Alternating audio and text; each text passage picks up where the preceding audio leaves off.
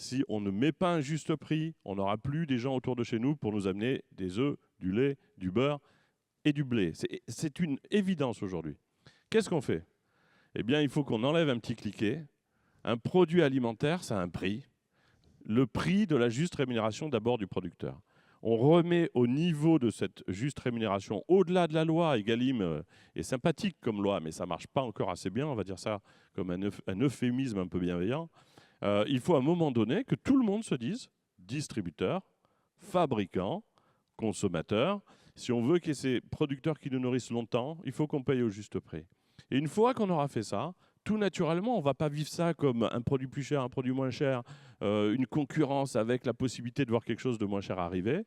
Sinon, le drame qui va se passer, on en parlait aussi, c'est que les fabricants vont aller chercher du lait à l'extérieur de nos frontières, de la matière première à l'extérieur.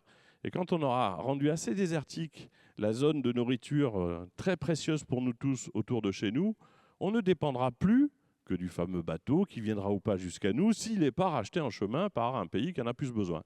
Donc je sais que ce matin, quelqu'un a expliqué que la mondialisation, c'était merveilleux et qu'il fallait de grandes fermes pour arriver à des schémas de concurrence.